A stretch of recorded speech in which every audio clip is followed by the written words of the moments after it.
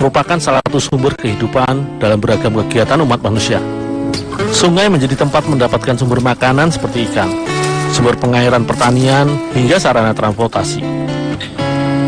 Mengingat potensi sungai yang begitu besar, sehingga masyarakat biasanya mendirikan pemukiman di sepanjang bantaran sungai. Sama halnya dengan masyarakat Melayu yang bermukim di pesisir Sungai Indragiri Hilir, Provinsi Riau ini. Di sini, Pak Siai menjadi sungai sebagai tempat untuk mencari udang.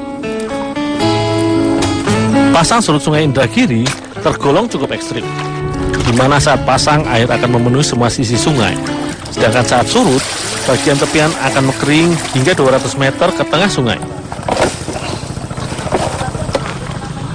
Ayo kita pulang, Bang.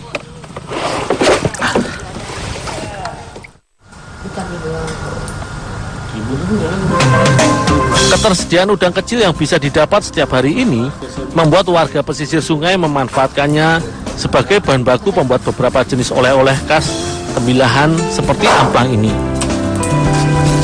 Untuk dibuat amplang, udang harus dibersihkan terlebih dahulu bagian kepalanya agar dihasilkan tekstur amplang yang halus. Udang sungai seperti ini umumnya memiliki besar tubuh yang tidak terlalu besar, rata-rata hanya sebesar kelingking saja. Seperti udang jenis lainnya, hewan krustasea ini kaya protein karena mengandung asam amino yang tinggi. Dengan jumlah konsumsi yang tepat, kandungan antioksidan selenium pada udang dapat berguna sebagai pelindung resiko kanker dan menghindari dari resiko kebotakan. Udang yang sudah dibuang kepalanya masih harus dicuci terlebih dahulu sebelum diolah, untuk membuang sisa kotoran udang yang tertinggal.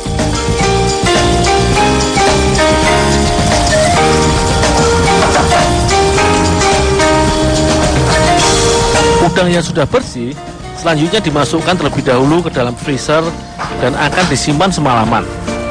Udang es yang beku akan membuat adonan amplang menjadi kenyal dan lebih mengembang saat digoreng nantinya.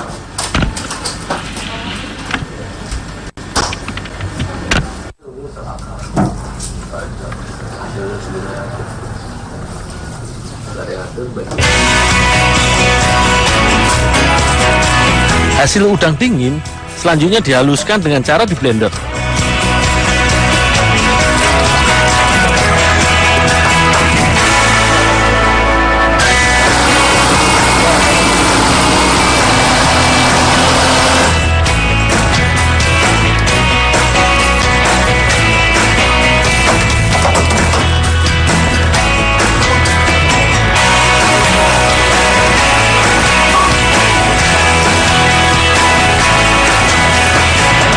Sebagai bumbu penyedap, adonan amplang cukup menggunakan bawang putih yang akan dicampurkan bersama udang halus, lalu di blender dengan tambahan garam dan dicampur dengan udangnya.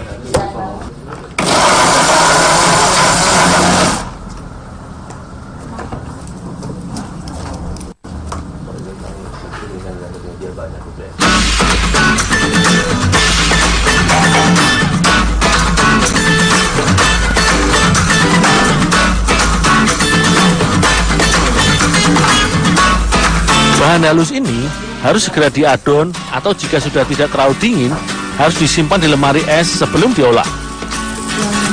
Adonan amplang terbuat dari tepung tapioka yang diberi air dan diadon dengan udang halus yang sudah dicampur bawang putih. Semua bahan selanjutnya diadon dan diuleni hingga kalis hingga dipastikan semua bahan tercampur merata. Sehingga nantinya dihasilkan kerupuk amplang yang renyah dan mengembang sempurna. Adonan amplang yang sudah kalis selanjutnya dibagi menjadi beberapa bagian dan dipipihkan dengan ketebalan tertentu. Setelah itu, adonan pipih ini dipotong kecil-kecil memanjang sebesar jari kelingking, sehingga nantinya dihasilkan amplang yang panjang-panjang. Selain bentuk adonan yang dibuat memipih dan panjang, bisa juga dibuat bentuk lain sesuai selera. Hanya saja di tembilahan Riau ini, bentuk panjang kotak ini sudah menjadi ciri khas tersendiri.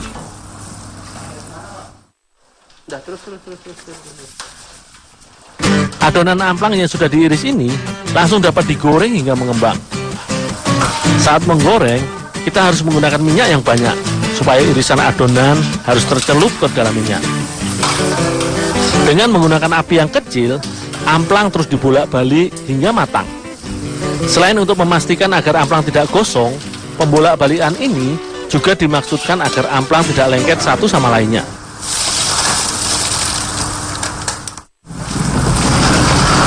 Arwana Food Factory milik keluarga Pak Ihsan ini juga lama menjadikan amplang sebagai salah satu jenis olahan dari Indragiri Hilir yang dijual di tokonya. Dalam sekali pembuatan, bisa menghabiskan sekitar 5 hingga 10 kg udang segar yang akan menghasilkan sekitar 60 sampai 100 bungkus amplang.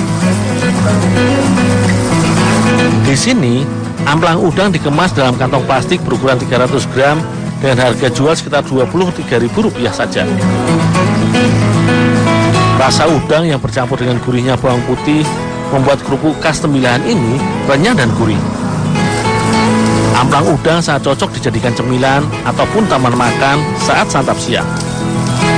Jadi, tidak ada salahnya jika berkunjung ke Tembilahan untuk mencicipi olahan udang sungai khas Riau ini.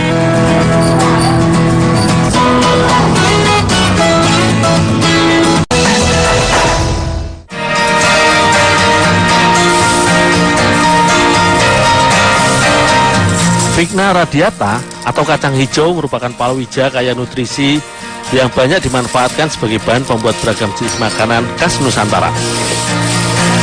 Tidak hanya kaya gizi, kacang hijau juga bisa diolah berbagai variasi makanan tradisional. Pada olahan kue tepung goma, kacang hijau akan diolah menjadi tepung yang akan dijadikan sebagai penggoma atau pelapis pada kue ketan. Untuk itu, kacang disangrai hingga matang dan berwarna kecoklatan. Selain untuk memasak kacangnya, penyangraian ini juga akan membuat kulitnya menjadi kering hingga mudah dipisahkan dengan biji kacangnya. Setelah 30 menit, kacang hijau sudah berubah menjadi kecoklatan dan bisa diangkat.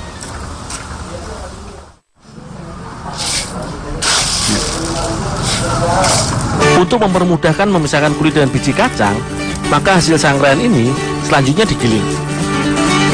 Caranya, kacang hijau matang diletakkan pada ulekan dan cobek, lalu batu gilingan diputar-putar.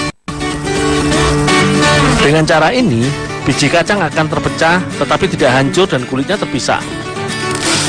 Biji dari tanaman polong-polongan ini merupakan salah satu sumber protein, karbohidrat, vitamin, dan mineral yang penting bagi kesehatan tubuh.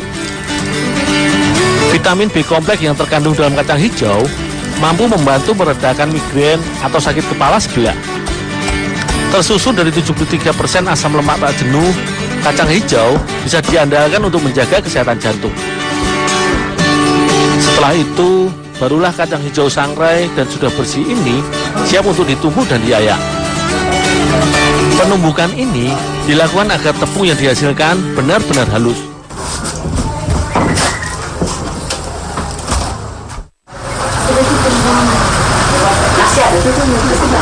Kue tepung goma merupakan sebutan untuk kue ketan yang diberi isian. Isiannya berupa gula merah yang dilarutkan dalam air mendidih dan dicampur kelapa parut. Selain menjadi pemanis, gula merah juga akan memberikan warna coklat yang khas pada isian kue goma. Gula pasir serta kelapa parut ikut dijadikan pelengkap dari isian kue goma ini. Semua campuran bahan isian ini selanjutnya diaduk terus-menerus hingga masak dan kering.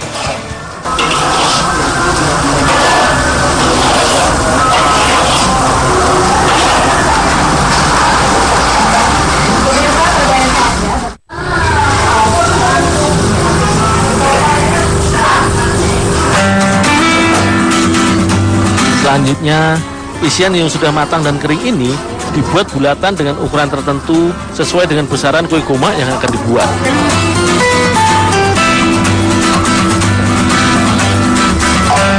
Adonan kulit kue terbuat dari tepung ketan yang diadon dengan air yang sudah dicampur garam. Campuran bahan sederhana ini selanjutnya diuleni hingga kalis atau tercampur merata. Saat membuat adonan kue goma, perlu diperhatikan tingkat kelembutan adonan agar hasil kue goma yang dibuat tetap lembut tetapi tidak terlalu keras ataupun lembek.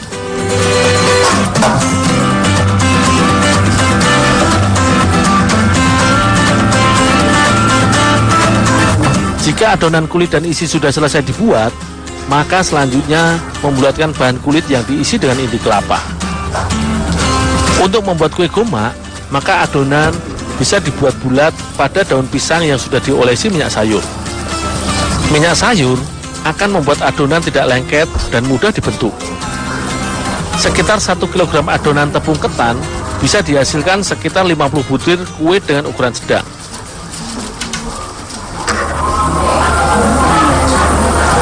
Dul, rebus ini dulu, Dul. Oh, ya Bu.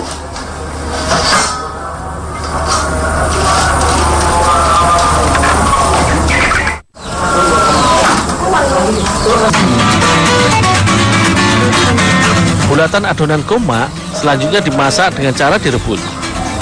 Rebusan ini nantinya akan mematangkan adonan kue sekaligus membuat kulit kue goma yang terbuat dari ketan ini menjadi lebih lengket.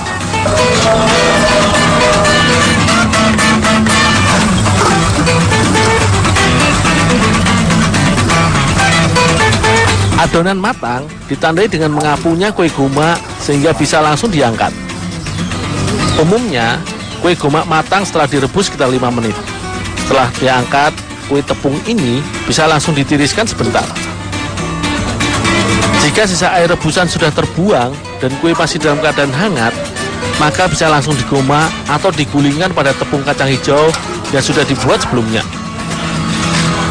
Proses penempungan atau goma ini harus dilakukan cepat dan dilakukan saat kue masih dalam keadaan panas agar tepung bisa lengket pada kue goma.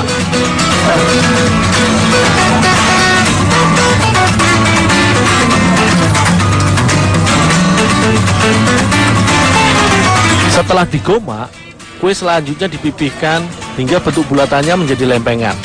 Bentuk kue yang pipih inilah yang menjadi ciri khas dari kue goma.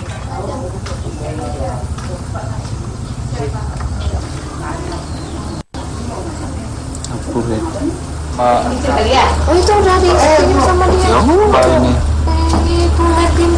Kue goma ini biasa hadir di hari besar perayaan masyarakat Melayu. Rasanya yang manis dengan lumuran tepung kacang hijau yang gurih membuat kue ini menjadi semakin istimewa. Terbuat dari ketan dengan isian gula dan kelapa, tentu saja menjadikan kue goma sebagai makanan yang mengenyangkan.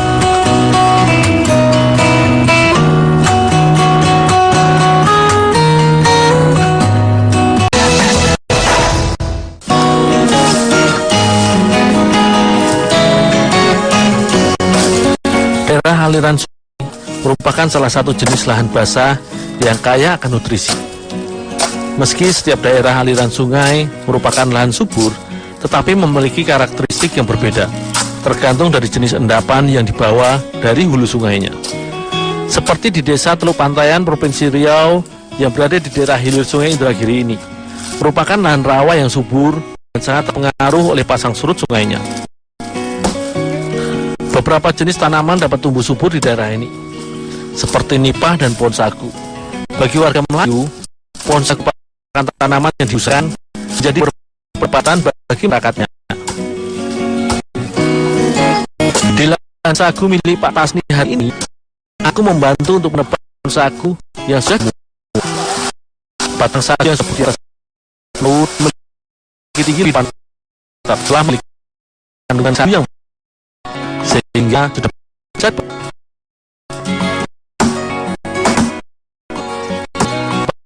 Pangan sagu selanjutnya dibagi menjadi beberapa potongan agar mudah diangkut ke lokasi pengolahannya. Satu batang sagu bisa dibagi menjadi 7 tual. Semakin tua batang sagu, maka semakin banyak tual yang didapat.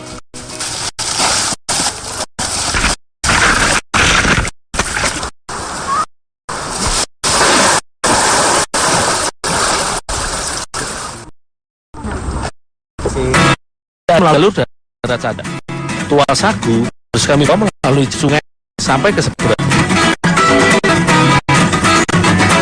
Untuk mudahkan membawa tual sagu, maka pada setiap potongan sagu dibuat lubang yang berfungsi sebagai pengait untuk memasukkan tali tambang yang akan menyusun rangkaian batang sagu hingga berjajar rapi.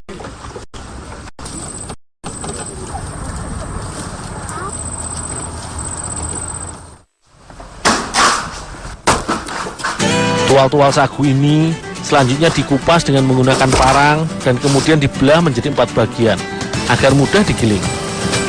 Hasil belahan tual sagu akan dihaluskan dengan menggunakan mesin khusus yang dirancang untuk menghaluskan serat batang sagu. Nantinya, hasil parutan batang sagu akan dialirkan dengan bantuan air menuju ke dalam bak penampungan. Tepung sagu akan diendapkan selama 3-4 hari hingga semua pati sagu tertinggal dan mengendap. Hasilnya kemudian dimasukkan ke dalam karung-karung kemas berukuran 50 atau 100 kg seperti ini. Satu bak penampungan sekitar 2x20 meter ini bisa menghasilkan sekitar 2 hingga 10 ton tergantung banyaknya bahan baku. Sebagian sagu basah dari pabrik aku bawa ke rumah Datuk Matar untuk dibuat menjadi makanan lezat khas Melayu, yaitu sampolet.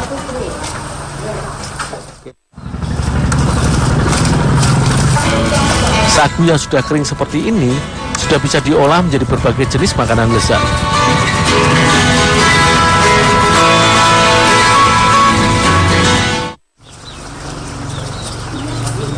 Sampolet merupakan salah satu jenis masakan Melayu yang berbahan baku sagu basah yang dicampur dengan beragam jenis daun-daunan segar.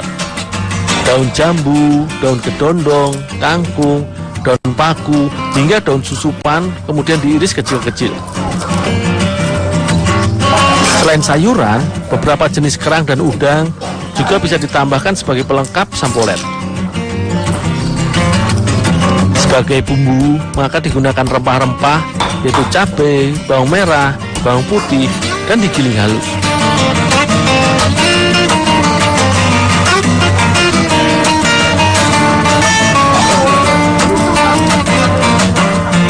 Semua bumbu bahan sampolet yang sudah disiapkan selanjutnya akan dimasak dengan cara direbus dan dicampur ke dalam rebusan air mendidih. Bumbu halus pertama dimasukkan terlebih dahulu. Kemudian udang dan kerang kupas ikut direbus. Barulah kemudian sayur-sayuran iris dicampurkan ke dalam dandang. Setelah semua bahan dan bumbu penyedap masuk, barulah sagu cair ditambahkan dan diaduk bersama semua bahan lainnya. Pengadukan harus dilakukan terus-menerus agar sagu tidak menggumpal. Masakan sampolet sekilas mirip papeda yang biasa dikonsumsi masyarakat Indonesia Timur. Hanya saja sampolet ini seperti bubur di mana bahan tambahan dicampur langsung bersama sagu. Sedangkan papeda biasanya dimasak tanpa campuran apapun. Tetapi saat dinikmati barulah ditambahkan dengan kuah kuning.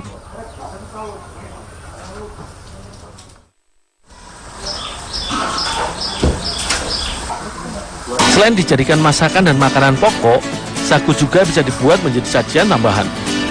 Salah satunya kue ular-ular yang oleh masyarakat Melayu Indragiri disebut kudapan yang manis yang diberi kuah gula merah dan ditambah es. Untuk dibuat menjadi ular-ular, sagu yang digunakan adalah sagu kering yang diayak. Pengayakan akan memisahkan gumpalan sagu yang besar dengan yang halus dan menyaring sisa kotoran. Sagu diayak dengan menekan-nekan gumpalan besar sagu kering, maka akan didapatkan butiran sagu yang lebih halus.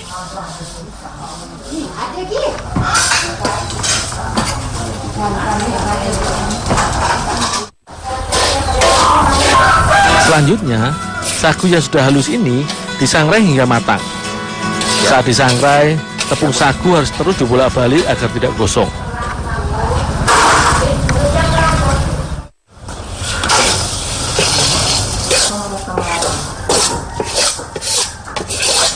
Sagu sangrai kemudian dicampur dengan air dan diaduk hingga merata.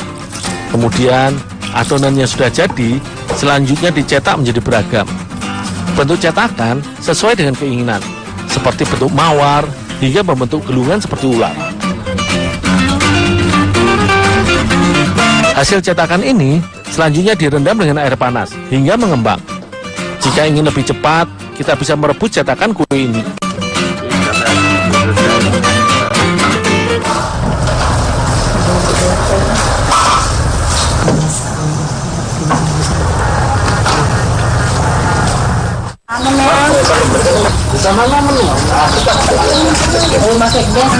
Kudapan manis ular-ular pas disantap bersama kuah yang terbuat dari gula cair.